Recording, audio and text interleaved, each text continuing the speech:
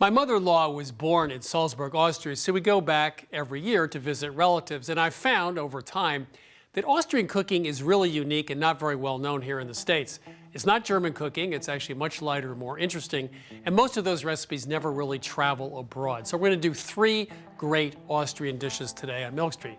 The first is a goulash, which is buttery and rich. Then we're gonna make Kartoffelsalat, which is a delicious Austrian potato salad. I think it's the best potato salad in the world. And finally, we're gonna do a plum cake, a 1-layer plum cake, which is a great summer dessert. So stay with us right here at Milk Street as we explore the Austrian table. Funding for this series was provided by the following. Ferguson's proud to support Milk Street and culinary crusaders everywhere. For more information on our extensive collection of kitchen products, we're on the web at fergusonshowrooms.com. For 25 years, Consumer Cellular's goal has been to provide wireless service that helps people communicate and connect. We offer a variety of no-contract plans, and our U.S.-based customer service team can help find one that fits you. To learn more, visit consumercellular.tv. Since 1899, my family shared our passion for everything that goes into our Mutti 100% Italian tomatoes. Only tomatoes, only Mutti. Designed by cooks for cooks for over 100 years. Cookware collection by Regalware, handcrafted in Wisconsin.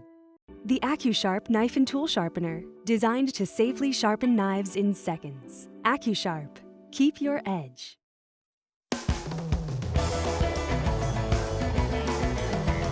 There's goulash and there's goulash. If you go to Budapest in Hungary, you'd have more of a soup, I guess, sort of a beef soup. But if you're in Austria, the sauce is quite thick. It's kind of buttery. It's just creamy. It's just wonderful. So it's a very distinctive style of stew, and that's what we're going to make today. Absolutely. The creamy buttery sauce is key to this recipe, and it really starts with making sure you have a lot of strong flavor to back it up. Here we have 2 cups of beef broth that I'm going to fortify with a 1/4 cup of tomato paste. And we're just going to whisk that together. This will really build flavor right from the ground up. And you just want to mix it in until that tomato is fully dissolved. That's all we really have to worry about when it comes to the liquids that go into the sauce. Now here we actually have a 5-pound chuck roast of beef. And as you can see, it's marbled with a fantastic amount of fat. While fat is flavor and it will lend quite a bit to the final dish, we don't necessarily need all of it. So we need to break this chuck roast down into smaller pieces to remove a lot of that fat. You have to get in there with your hands and just separate the meat at the seams. And it's very, very easy to handle once you notice where all those fat lines are. And as you're breaking this down, be sure to pick out any pockets of fat using your fingers as well. You know, I once did a roast like this about a couple years ago. It wasn't for this recipe, but a similar recipe. And when I was done, my pile of trimmings equaled my pile of meat because there was so much fat in the roast. It was just amazing. It's very well possible. And you know what? If there's a lot of fat in the meat, that's a good sign that that meat is going to be packed full of flavor.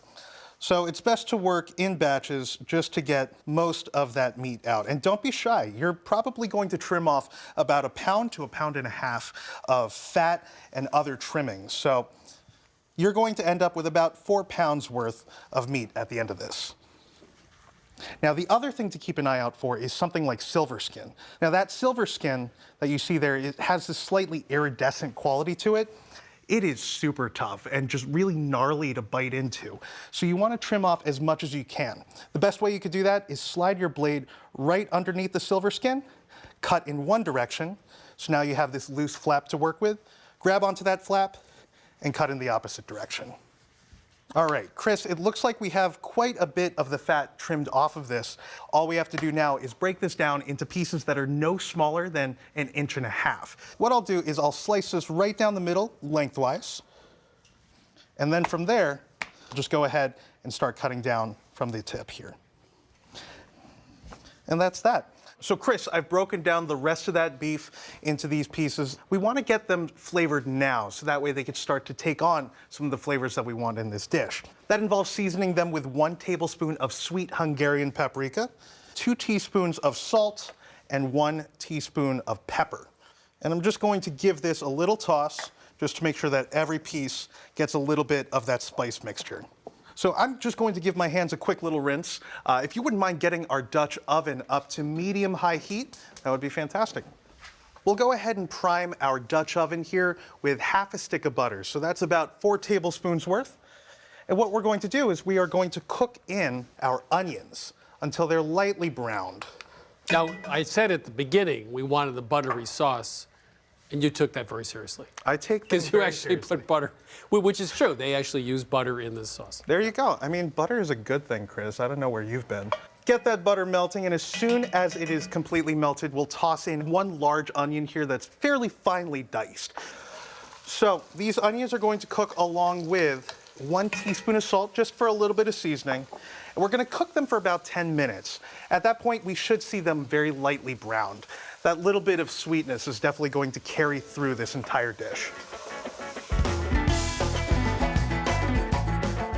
Chris, our onions have been cooking for about 10 minutes and they've taken on this lightly carameled color, which I really enjoy here. We're going to create a roux by adding in 1/3 cup of our all-purpose flour, along with 2 tablespoons worth of caraway. And those are whole caraway seeds that have been very lightly crushed. Just move this around to ensure that all of that flour does get coated in that oil. What we're going to do is we'll cook this down for about 2 to 4 minutes until that flour begins to brown. Well, I have to say, when we were developing this recipe, it wasn't coming out right, didn't have the right texture and creaminess. And I finally asked my mother-in-law, who grew up in Salzburg, she said, well, use a roux. That's like, it was a very traditional answer, and it's the obvious answer, and it works. Yeah. You know, a butter flour roux sometimes is exactly the right thing to do. In my book, it's always the right thing to do.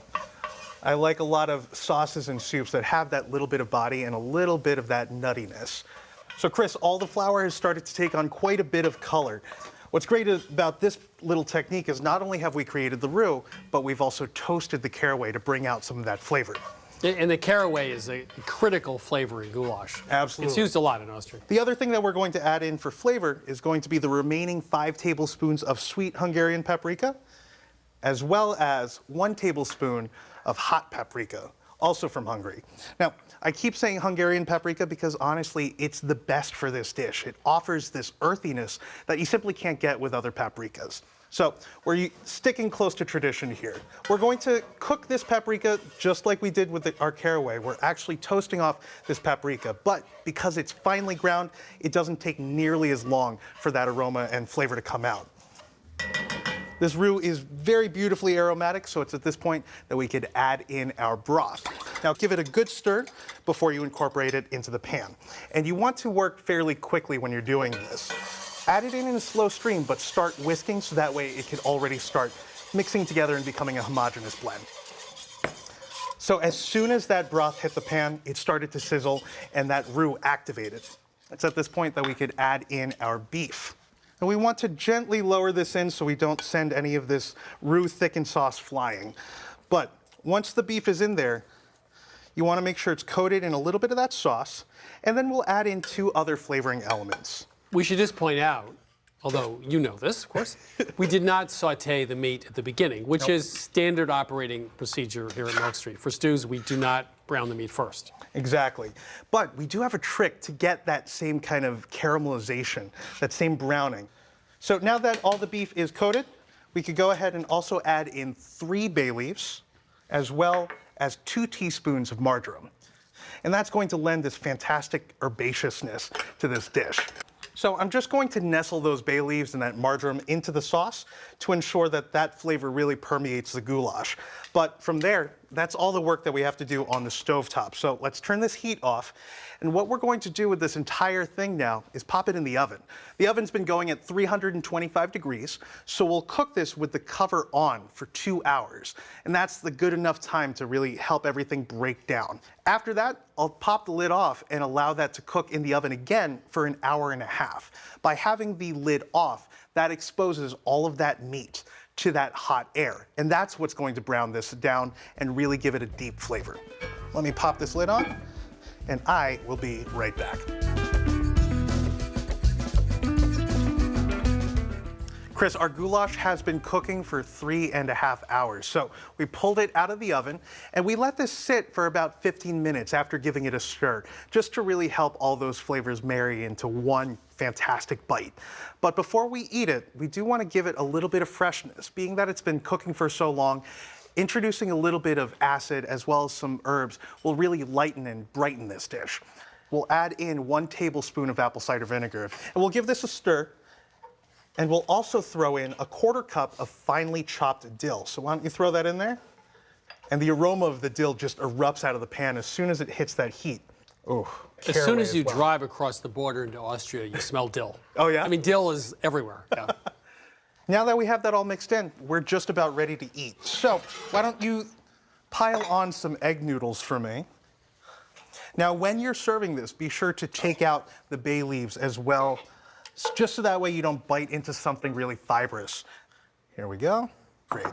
And I'm going to top mine off with a little bit more dill. I just can't get enough of that flavor. I'll just, leave it plain. It's plenty good on its own. This tastes just like the real dill. And it actually is the real dill. I mean, caraway and dill are the 2 signature flavors. But that mouth-wateringly tender bite, I just can't get enough of that. It is authentically excellent. So for an Austrian beef stew with paprika and caraway, otherwise known as goulash, that's a simpler way of saying it, we started in Salzburg. We've had this dish many times. The signature parts of the dish are dill, caraway, and a really buttery, rich sauce, which is very different than the Hungarian version, which is more like a soup. A couple of tricks we used is to not saute the meat, put it in the oven for 2 hours, take the top off to finish, and that browns the meat very nicely, and then finish off at the end with a little bit of vinegar and fresh dill, which really gives this a fresh taste. So, Austrian beef stew with caraway and paprika, excellent, and I have to say it is very authentic.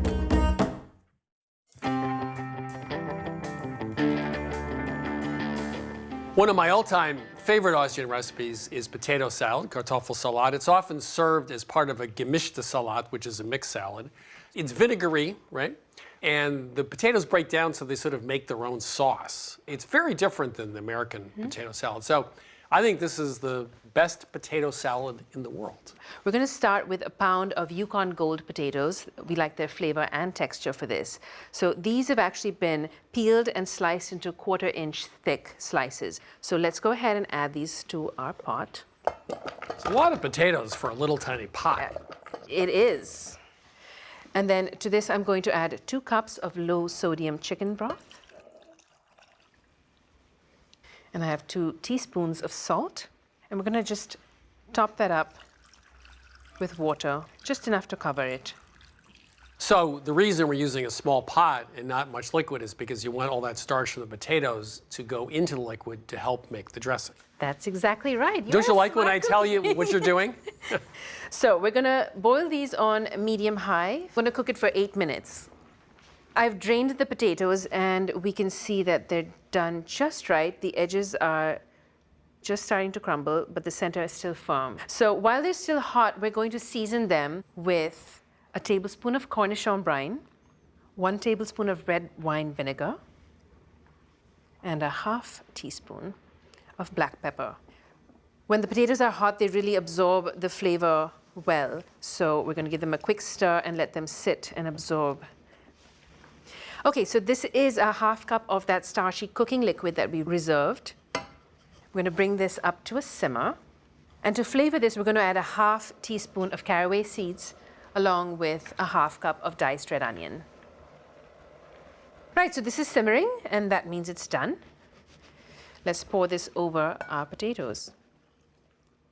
So now that the hot liquid has been poured onto the potatoes, it sits for 10 minutes. It's going to get absorbed into the potatoes, which adds flavor, and it's going to start creating the base of the dressing, which is drawing the starch out of the potatoes. And now we can make our dressing while this sits. We're going to start with a 1/4 cup of a neutral oil. We use grapeseed. In Austria, they don't use olive oil as much as we tend to do in the United States.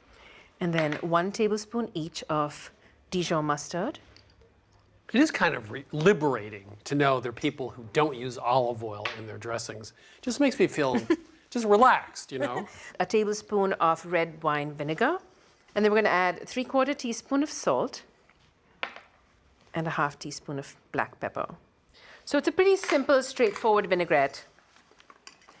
So we still have a few minutes for the potatoes to sit, about 7 or 8 minutes, and then we'll come back, add our dressing and the remaining ingredients and finish up our salad. And I'll just pick at it while we're waiting. So our potatoes have cooled and absorbed all that dressing. Wonderful. Let's finish this up. We're going to add the vinaigrette that we made. And we're going to finish this with 1/4 cup of chopped cornichons, a 1/2 cup of diced celery, and another Austrian star ingredient, a 1/4 cup of dill. Which they put in absolutely everything. So one last stir to get that all nicely mixed up. You know, if you keep stirring that and not serve it, we're gonna be in trouble. I mean, you know. I want to make sure you get maximum flavor, Chris. Yeah. Well, I can't get maximum flavor unless I eat it. You know, that's sort of important. It does look absolutely spectacular, by the way. You can really see the individual ingredients in this, and it's not all mashed together. Enjoy. This actually does taste like I'm in Salzburg. It's exactly the right flavor. Wow. It's got the vinegar, the cornichon, it's got the dill, it's crunchy with the celery and the onion. And the potatoes, they're not overcooked. I mean, they still have some firmness to them. So if you like potato salad, you're gonna love this Austrian potato salad or Kartoffelsalat. The secret is not using too much water so the potatoes leach some of that starch, and that water is used as part of the dressing, and bright, light flavors of dill, and of course the cornichon and the celery.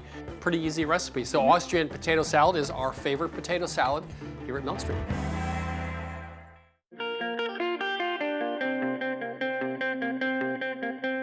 If you go to Salzburg, many people stay at the Hotel Soccer, which is right on the river.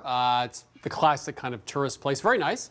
But half a block away is my favorite spot called the Cafe Bazaar. It's kind of hard to find.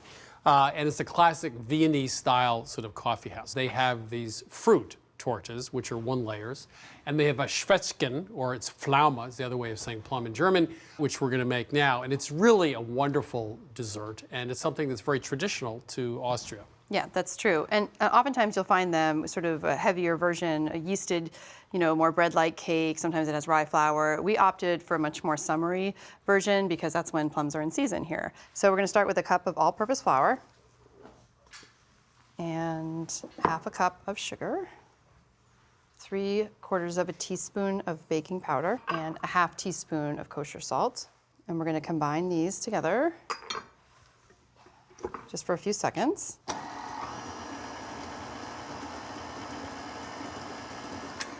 Now we're using a reverse creaming method for this cake batter. It gives us a little bit tighter crumb, a little bit denser cake, which is better to support all the fruit we're going to put on it.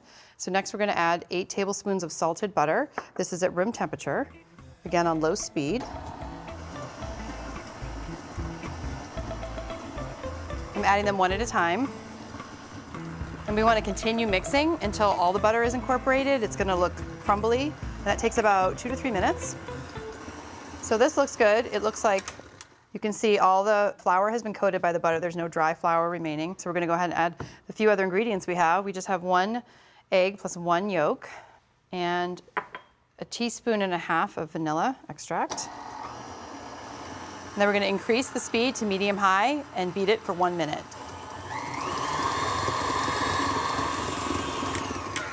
Okay, this looks great, Chris. It's nice and light and fluffy. Now watch Erika. She's going to get every little piece of batter off of this. You're like... This is how I was trained working in bakeries. You don't waste anything. Okay, so the batter's all set. This is going to go into a springform, a 9-inch springform pan that has been greased with cooking spray and dusted really well with flour. Now that doesn't look like a lot of batter. It's not a lot of batter. I mean, this cake really is probably 50% fruit, 50% batter. And it's a very thick batter, as you can see, because it's going to have a lot of moisture added from our plums. So it does take a little work to get it into an even layer in the bottom of the pan. I like to use a little offset spatula. Again, you just want to get it all the way into the edges. It doesn't have to be completely smooth. It just, you want it fairly even. If I were making this at home Yes. right now, I'd be going like, there's something wrong with the recipe. They had the wrong amount of ingredients. There's not enough cake. There's not enough cake, right? But it is a tort, and torts are more, Right. traditionally thinner. Yeah. I always think of them like a cross between a tart and a cake. Okay, and so now we're ready to prepare the best part, the main ingredient, our plums. We fit as many plums on here as we could, and we found that 1.25 pounds of plums. That's a lot of plums. It is a lot of plums. So to prep them, you just want to cut them right along the seam around the pit. And then you can just twist them. Now, what do you do if pit you out. can't get the pit out? Some plums, it's very Oh, hard to get the pit out. you- Do you cut around the You pit? can cut around it, Okay. but usually you can twist it like that. I'm going to cut these into 8ths, into each half into 4 slices, and they're about 3/4 of an inch thick. Do that very well. Yeah, lots of practice.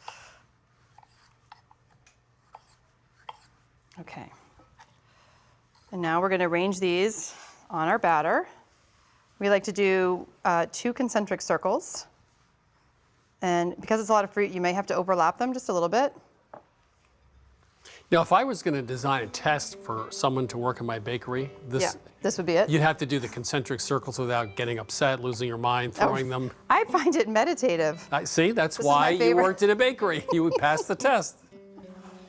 It's the best part. Okay.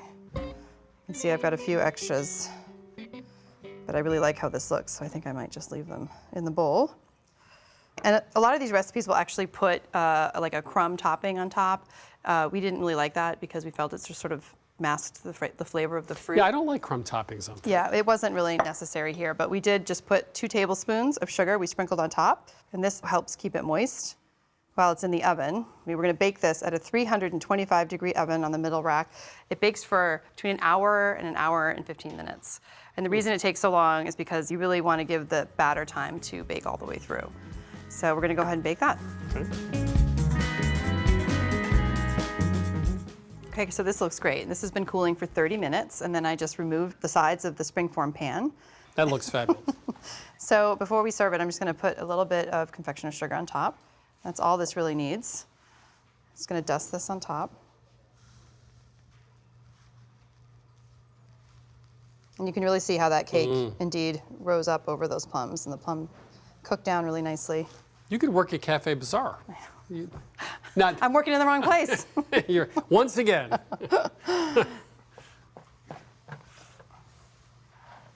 I'll give you a nice big piece. This Yeah, time. I think that there would you be go. appropriate. That is beautiful, I have to say. It is. It's beautiful. The color of the plums really comes out. It's just, it's a great way to showcase the fruit. Boy, is that good. Say, this is better than the one I had there. Really? This is so fresh and it's more tender. There's a little heartier, you know. Yeah, we definitely weren't shy in the butter. But this is basically a dump and stir kind of cake. Yeah, it really is. And you throw in a springform pan and yeah. Yeah, it's really easy. So straight from Salzburg, Zwetschgenkuchen, which simply means plum cake. Very simple to make in a springform pan. Basically a dump and stir, reverse creaming, cut up some plums, put it on top and throw it into an oven for well over an hour because the plums have a lot of juice and it takes time for that batter to set up. You can get this recipe, all the recipes from this season of Milk Street at milkstreettv.com. Funding for this series was provided by the following. Ferguson's proud to support Milk Street and culinary crusaders everywhere. For more information on our extensive collection of kitchen products, we're on the web at fergusonshowrooms.com. For 25 years, Consumer Cellular has been offering no-contract wireless plans designed to help people do more of what they like. Our U.S.-based customer service team can help find a plan that fits you. To learn more, visit consumercellular.tv.